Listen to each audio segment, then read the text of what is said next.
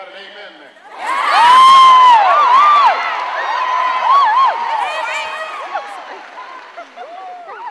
By the way, if you guys want to sit down, I won't be insulted. You guys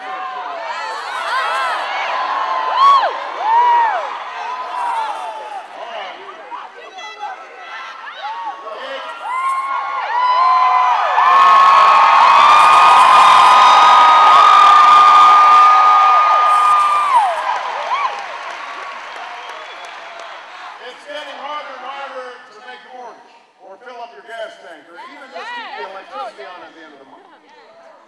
At a moment like this, the last thing we can afford is 4 more years of the tired, old, worn-out theory that says we should give more and more money to billionaires and big corporations and hope that prosperity trickles down on everybody else. The last thing we can afford is 4 more years where no one in Washington is watching anyone on Wall Street because the politicians, the lobbyists killed common sense regulations. These are the theories that got us into this mess. They haven't worked.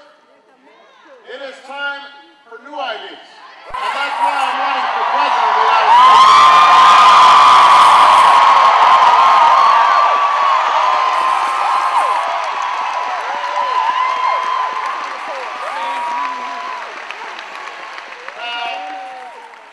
Now, Senator McCain has served this country with distinction in uniform.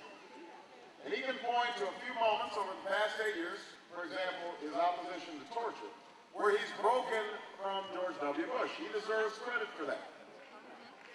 There's nothing wrong with that. Let's give it applause. But when it comes to the economy, when it comes to the central issue of this election, the plain truth is that John McCain has stood with George Bush every step of the way. Voting for the Bush tax cuts for the wealthy that he once opposed. Voting for the Bush budgets that sent us into debt. Calling for less regulation 21 times just this year. Those are the facts. And now, after 21 months and 3 debates, John McCain still has not been able to tell any of you, the American people, a single major thing he'd do differently from George Bush when it comes to the economy.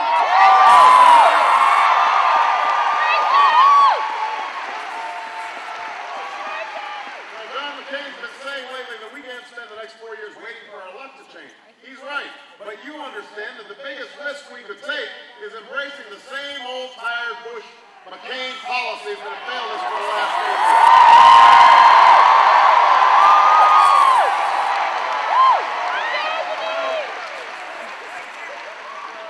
It's not change when John McCain wants to give a $700,000 tax cut to the average Fortune 500 CEO.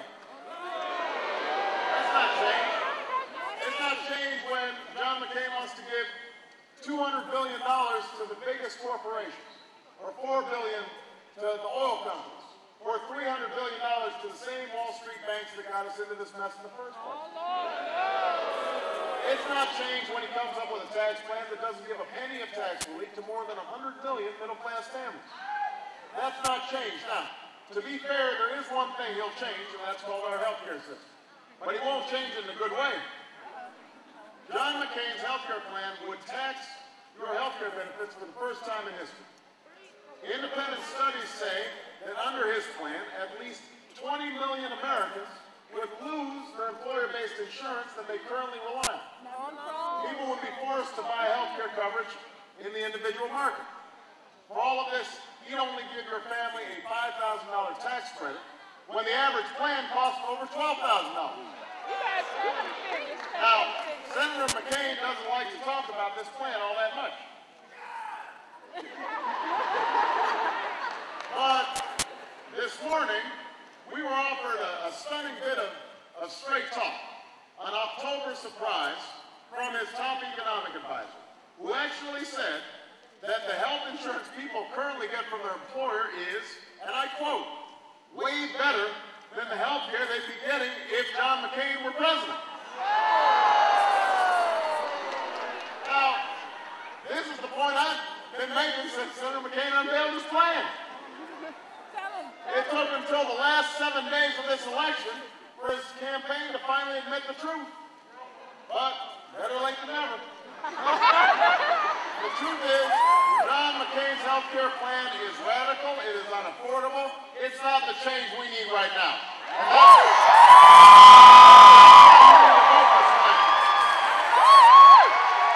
listen, look, we have tried it John McCain's way. It's not as if he's come up with a bunch of new ideas. We've seen how it works. We've seen what happens over the last 8 years because his way is George Bush's way. And over the last 8 years, it has not worked. And those are just the facts. I don't think anybody can dispute it. And deep down, even Senator McCain knows that. Which is why his campaign said, and I quote, "If we keep on talking about the economy, we're going to lose." That's why I keep on talking about the economy.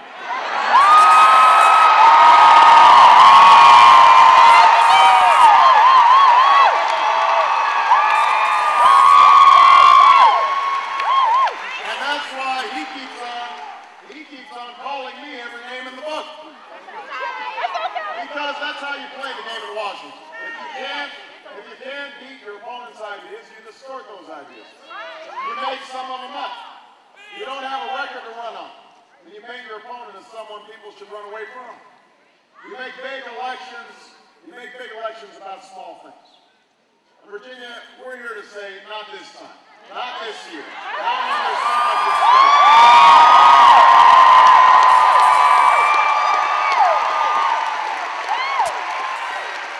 John McCain might be worried about losing an election. I'm worried about Americans losing their homes and their jobs and their life savings.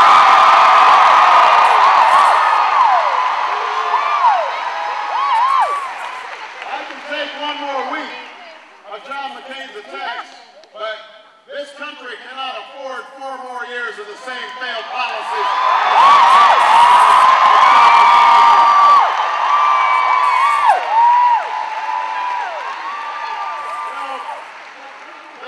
The question in this election is not, are you better off than you were 4 years ago?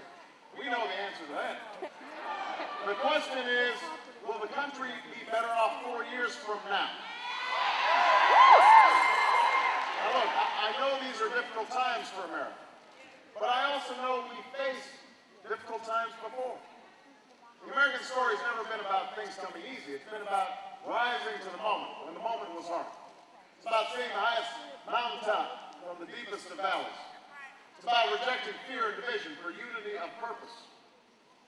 That's how we overcame war. That's how we overcame depression. That's how we won the great struggles for civil rights and women's rights and workers' rights.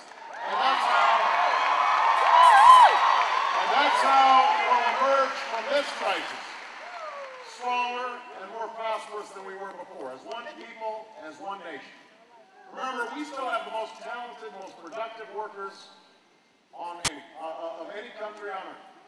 We're still home to innovation and technology. Great colleges like JMU and